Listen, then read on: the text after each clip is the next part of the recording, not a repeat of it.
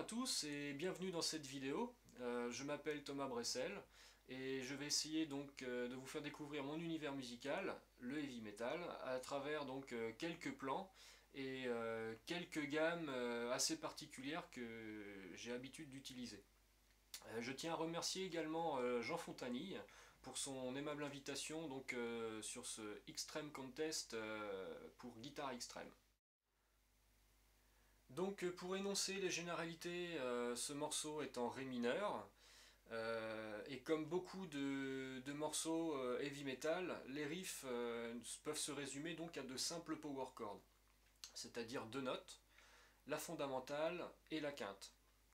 Donc cette pauvreté harmonique laisse en général une plus grande liberté aux solistes pour le choix des gammes à utiliser.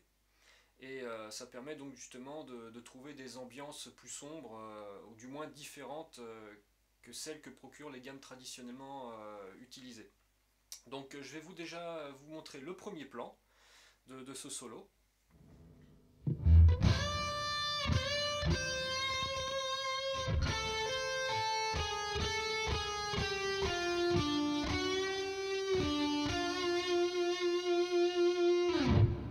Donc ce premier plan utilise une simple gamme pentatonique en ré mineur.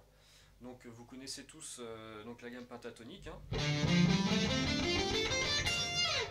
qui de plus est ici donc est, la position 1, donc celle que tout le monde connaît. Et donc c'est une gamme pentatonique blues parce qu'elle comporte une note supplémentaire, c'est-à-dire la blue note. La blue note, c'est la quinte diminuée, donc ça aussi c'est des notions assez courantes. Donc en ré mineur, la quinte diminuée se trouve être le la bémol.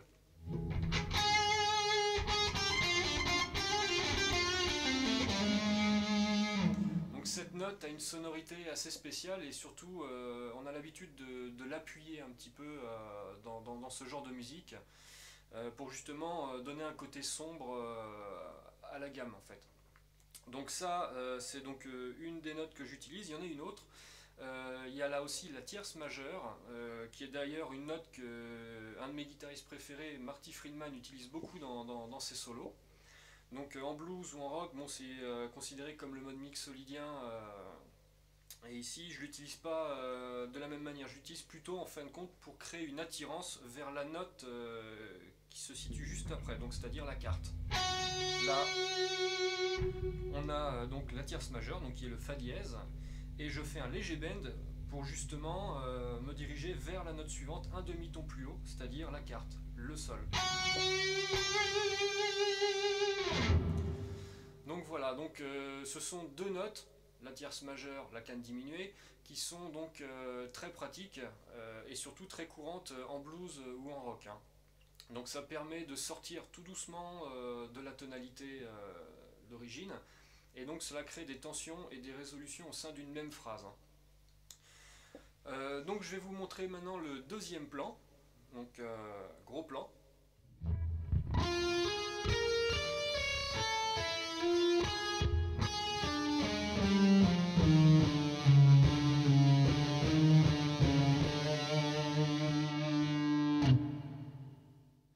Donc le deuxième plan reprend les mêmes notes que précédemment, donc la tierce majeure et la quinte diminuée, mais cette fois-ci je vais rajouter une troisième note qui n'est autre que la septième majeure. Donc en ré mineur, la septième majeure c'est tout simplement la note qui est située un demi-ton avant la tonique, donc une tonique de ré, donc on aura une septième majeure en do dièse, donc une case avant, c'est facile à transposer.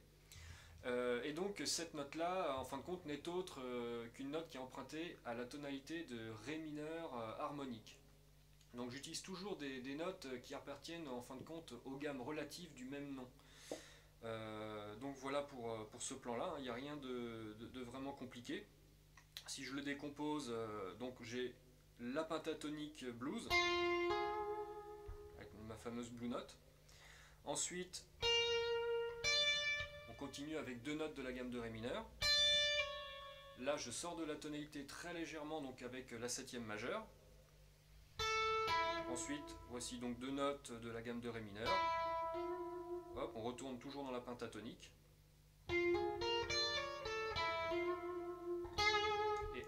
retourne encore sur la quinte diminuée. La quinte diminuée, j'aime bien la mettre en évidence parce que justement, elle permet de casser un petit peu ce que l'oreille a envie d'entendre, en fin de compte, ce qui serait la logique de cette note-là. Aller la chercher un demi-ton plus loin, ça donne justement un côté assez pas glauque, mais un petit peu plus sombre.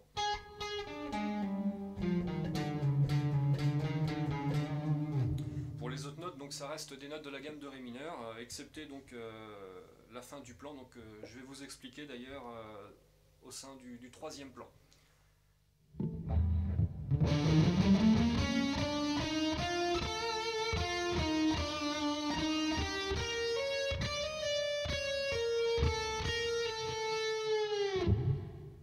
Donc ce troisième plan, comme vous venez de l'entendre, utilise une gamme, une fois de plus, assez spéciale, c'est la gamme mineure napolitaine.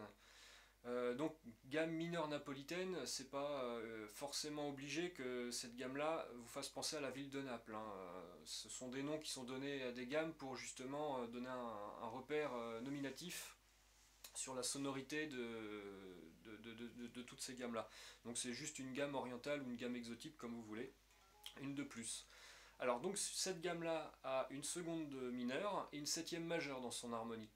Donc justement, la seconde mineure, elle va justement générer une tension assez particulière. Alors je vais vous montrer donc plus en détail, en gros plan, donc le doigté de cette gamme napolitaine. Donc la voici.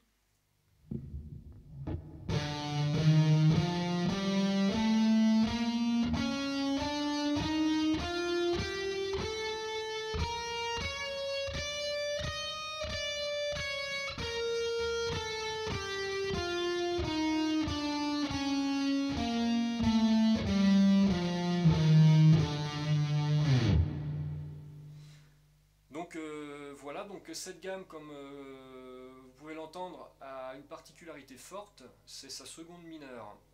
Et elle est applicable dans n'importe quel contexte mineur, à condition que l'harmonie ne soit pas trop riche. Donc là, je rappelle, je joue cette gamme-là dans un contexte heavy metal, donc qui a des accords harmoniquement pauvres, une fondamentale et une quinte. Et donc, par le biais de cette gamme et de ces notes un peu spéciales, je viens enrichir l'harmonie, en imaginant des notes qui pourraient être rajoutées donc, sur les accords, et donc que j'inclus dans la gamme. Donc il y a une autre explication à cette gamme, et là je m'adresse spécialement à toi, là, le guitariste qui est derrière son écran en train de regarder ce cours et qui connaît les modes. Alors il y a en fin de compte un rapprochement à faire entre la gamme mineure napolitaine et le mode phrygien. Ce qui dit seconde bémol dit mode phrygien. Donc je rappelle un petit peu ce qu'est le mode phrygien, c'est la tonique, la seconde mineure, la tierce mineure, vu que c'est un mode mineur, le mode phrygien, la quarte, la quinte, la sixte et une septième mineure. Et sur la gamme mineure napolitaine, nous avons la même chose, mais avec une septième majeure. Donc, à une note près, on a la même chose. Tout ça pour dire qu'en fin de compte, on peut appeler le mode phrygien de différents, la gamme mineure napolitaine avec d'autres noms. En fin de compte, hein, on peut dire que c'est une gamme phrygienne avec une septième dièse, ou une phrygienne 7 majeure, ou une phrygienne harmonique, vu que c'est la note de la gamme mineure harmonique, ou monique, tout ce court, que sais-je. Donnez-lui les petits noms que vous voudrez, du moment que vous comprenez en fin de compte le principe. Donc voilà pour l'aspect harmonie donc, de ce morceau. Donc maintenant on va passer au plan suivant, donc on va parler un peu technique. Donc je vais vous détailler donc, au ralenti donc, le plan suivant, avec un petit zoom sur la main droite.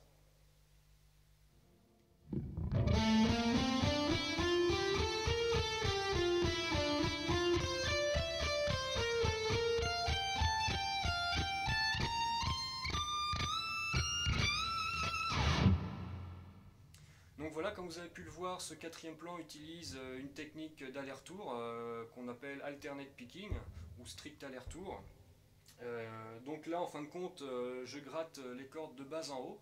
Quel que soit le changement de corde, ma main droite effectue des allers-retours réguliers et continus. Donc le plan est assez compliqué, hein. Donc c'est des triples croches. À la fin il y a un septolé de double croche et par-dessus le marché il y a aussi des sauts de corde et à la fin un petit démanché. Alors donc ce genre de plan, moi je vais vous donner une méthode de travail pour y arriver plus facilement.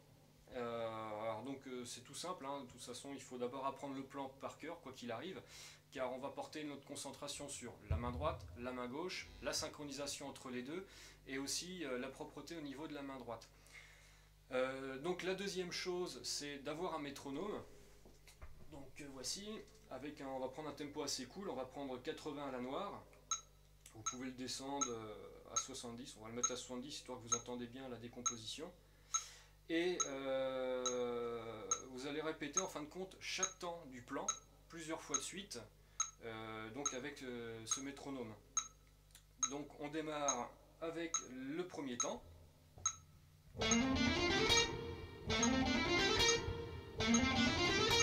Voilà, donc bon, je le répète pas 50 fois pour la vidéo, mais chez vous, il va falloir le répéter vraiment de nombreuses fois jusqu'à ce que vous obteniez un résultat satisfaisant. Et ensuite, vous augmentez petit à petit le tempo. Ensuite, vous faites pareil avec le deuxième temps. Donc deuxième temps que voici.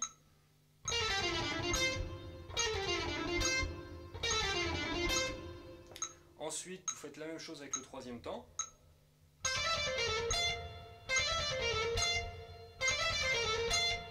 Et ensuite, pour finir, il y a le quatrième temps, donc le fameux septolé de double croche. Donc là, c'est un peu embêtant dans le sens où on a un nombre impair de notes. Donc à la fin, on va se retrouver avec une attaque vers le haut. Et donc ça donne ceci. Donc là, vous pouvez remarquer qu'il y a un petit démanché à effectuer. Alors le démanché, c'est un geste très rapide et très bref par le biais de l'avant-bras. C'est l'action de l'avant-bras qui fait que votre main atterrit une position ou deux positions plus loin.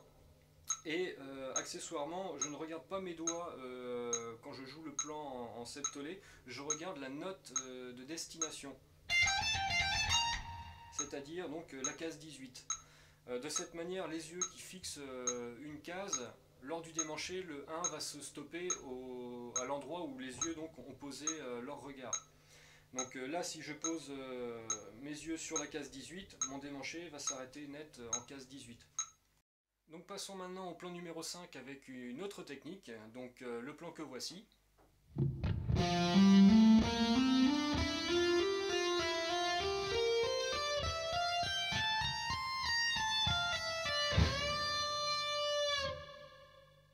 Donc ce plan numéro 5 utilise une simple gamme de ré mineur à la main gauche, en legato, en position 5 si on prend en fa majeur.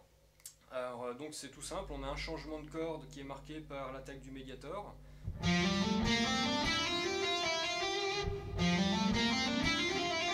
Donc c'est un plan legato qui est tout simple. En revanche la suite est un petit peu plus compliquée car on va utiliser les 4 doigts de la main droite.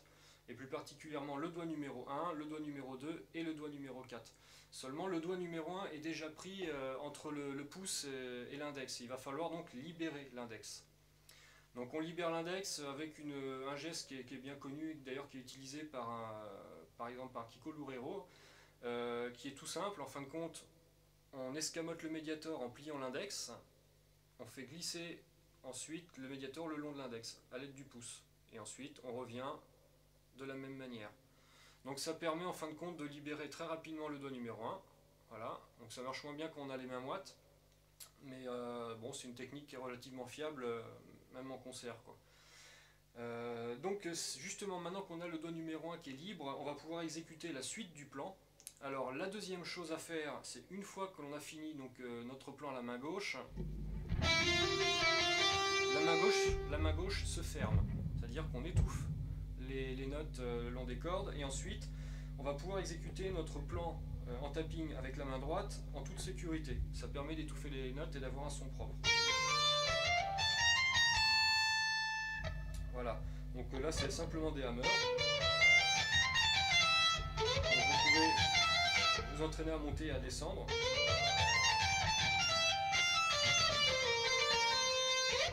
Donc ça permet justement de s'habituer visuellement à repérer donc, la position, donc, qui est d'ailleurs la position 2 au passage, hein, la position 2 de Fa mineur. Et une fois qu'on a fini le plan, à la fin, on finit par 2 pull-offs. Ensuite, on reprend la position de départ de la main gauche. Pour continuer donc la gamme, on récupère le médiator et on termine par un bend. Donc voilà pour ce plan-là. Donc en fin de compte, c'est un plan qui met un petit peu de temps à maîtriser si vous n'avez pas l'habitude d'utiliser le quatrième doigt de la main droite. Mais à force de taper justement avec le petit doigt, il finit par se muscler. Donc il y a un muscle qui est donc sur ce côté-là de la main. Et en fin de compte, on finit fatalement par y arriver. Donc voilà, donc on va passer maintenant au sixième plan. Donc il y a un plan en legato, mais en legato avec 4 notes par corde, donc que voici.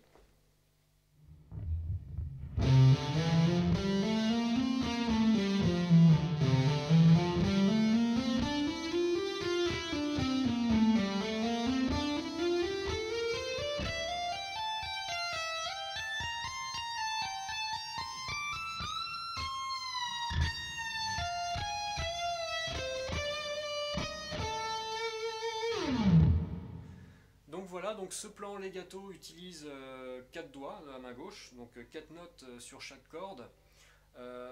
Donc en fin de compte, ça va permettre de disperser d'une part donc, les fréquences d'attaque du coup de médiator et aussi de prolonger donc l'effet legato. Donc ça augmente la durée des mouvements ascendants et descendants de la gamme. Donc ça va donner une sorte de vague de notes. On a la sensation d'une vague de notes qui monte progressivement vers son objectif. Donc avant toute chose, je vous conseille de ne pas jouer à froid ce genre de plan parce que musculairement, la main gauche est beaucoup plus sollicitée que d'habitude parce qu'il y a des grands écarts. Et donc pour vous épargner des douleurs à cause de moi, donc je préfère vous avertir. Donc jouer ce plan à partir de la 8e case, c'est déjà un petit peu plus raisonnable que de l'exécuter dans le haut du manche où les cases sont beaucoup plus larges. Donc voilà, donc je vais vous donner donc, quelques tuyaux là-dessus. Alors déjà, on a 4 notes par corde, il faut savoir qu'on appelle ça des tétracordes. Donc tétracordes, c'est 4 notes conjointes qui se suivent dans une gamme. Donc on en a différents noms de tétracordes. Donc le premier que je joue dans ce plan, c'est un tétracorde majeur. Donc le tétracorde majeur, tout simplement parce qu'il y a une tierce majeure dedans. D'ailleurs, ça fait un petit peu penser à la famille Adams, hein, ce genre de plan. La difficulté, c'est d'arriver à écarter le deuxième et le troisième doigt. Donc là, il y a un moyen d'y arriver, c'est de faire un léger démanché après le 2 pour jouer le 3. Sauf si vous êtes normalement constitué, parce que en fin de compte, moi je fais un petit démanché parce que ma main gauche est un petit peu mal foutue. Mon majeur a tendance à pencher à se courber vers l'annulaire. C'est dû à une déformation du stylo quand j'étais plus jeune. Donc du coup, si vous avez le même souci, vous pouvez faire un démanché entre le deuxième et le troisième doigt, parce que c'est un petit peu plus difficile d'écarter ces deux-là dans ces cas-là. Ensuite, on a 2 tétracordes mineurs. Donc là, c'est assez simple. On a le deuxième et le troisième doigt qui sont au milieu, côte à côte, donc c'est un petit peu plus facile à réaliser. Donc c'est un tétracorde mineur parce qu'il y a une tierce mineure dedans. Et ensuite, on a 2 tétracordes phrygiens. Alors phrygien, pourquoi? C'est comme ce que je vous expliquais tout à l'heure pour la gamme napolitaine, c'est parce qu'on a une seconde mineure en fait. Voilà, ensuite on continue à monter. Et ensuite on finit avec un tétracorde mineur en case 15. Ensuite on continue le plan donc avec un tapping main droite, deuxième et troisième doigt. Alors là la fin du plan est un peu spéciale. Là en fin de compte je fais un bend sur le tapping en poussant avec la main gauche et en faisant suivre le doigt de la main droite. Ensuite un pull-off.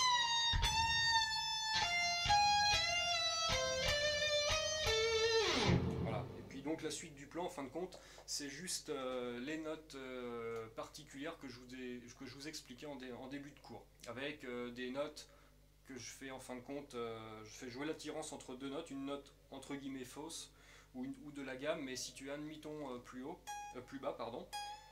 Et donc ça permet en fin de compte de créer des tensions et des résolutions. Donc voilà donc pour ce plan là. Donc on va passer au suivant, donc avec une autre technique qui est la technique du sweeping. Et donc voici donc en gros plan le plan suivant.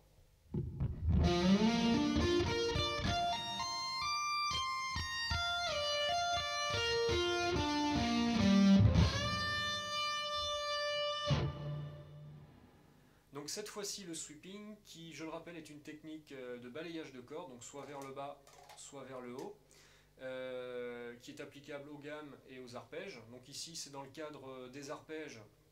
Donc on va commencer par un accord de si bémol majeur, un accord qui fait partie de l'harmonie de la gamme de ré mineur. Donc ici je suis dans un mouvement ascendant, donc je laisse tomber la main, mais en ayant un petit peu de retenue au niveau de la main droite pour la synchroniser avec la main gauche. Donc au niveau de la main gauche justement, le deuxième doigt donc, exécute un barré en cassant un petit peu la phalange du deuxième doigt et en le faisant rouler sur les cordes pour gagner un petit peu en propreté. Et ensuite on va jusqu'au bout, on fait un tapping avec la main droite, deuxième doigt et troisième doigt en case 20 et 22, ensuite on fait que des pull-off et on fait un slide en case 10 pour justement finir le plan avec un autre accord de si bémol majeur qui a un autre renversement que le premier, qui est situé juste sur la position avant.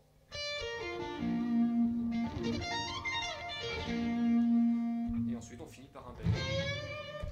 Alors bon, ce genre de plan c'est un peu de l'esbrouf parce que c'est joué très rapidement et donc on passe très rapidement des graves aux aigus. Donc c'est juste pour donner un petit effet de style dans un endroit du morceau. Voilà. La suite du plan utilise en fin de compte une autre gamme que la gamme mineure napolitaine. On va en voir une deuxième, c'est la gamme mineure hongroise. Donc ça ne va pas forcément vous faire non plus penser là à la Hongrie. Donc c'est une gamme qui a dans son harmonie donc une quarte augmentée et une septième majeure. Donc je vous la joue donc, en gros plan pour que vous voyez le doigté.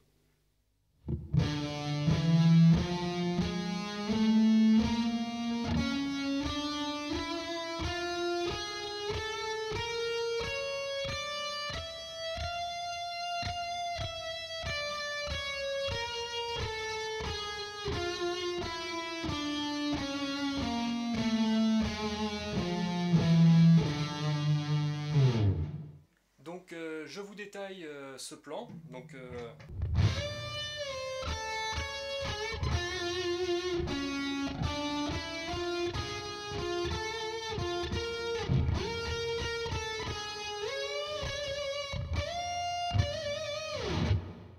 voilà, donc c'est un petit bout de la gamme mineure hongroise. Passons donc au dernier plan, qui est un plan en aller-retour, un petit peu dans le style Paul Gilbert, que voici.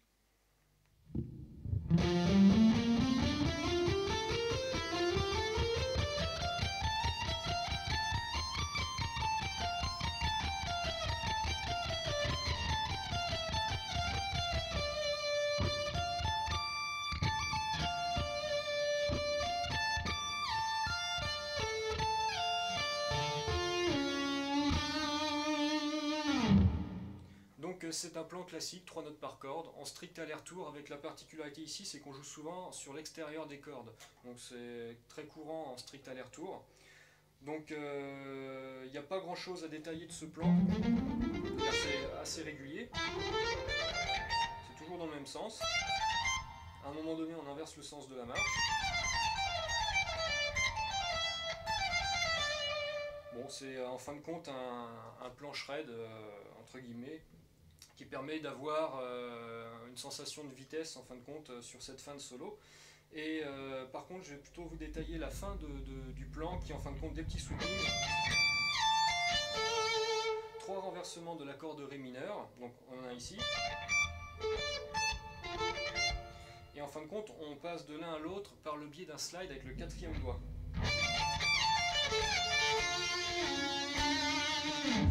pour finir, c'est tout simple, j'atterris sur le Ré bémol, qui est complètement étranger à la gamme, mais ça me permet en fin de compte de créer une petite tension et de résoudre sur la note Ré. Donc voilà.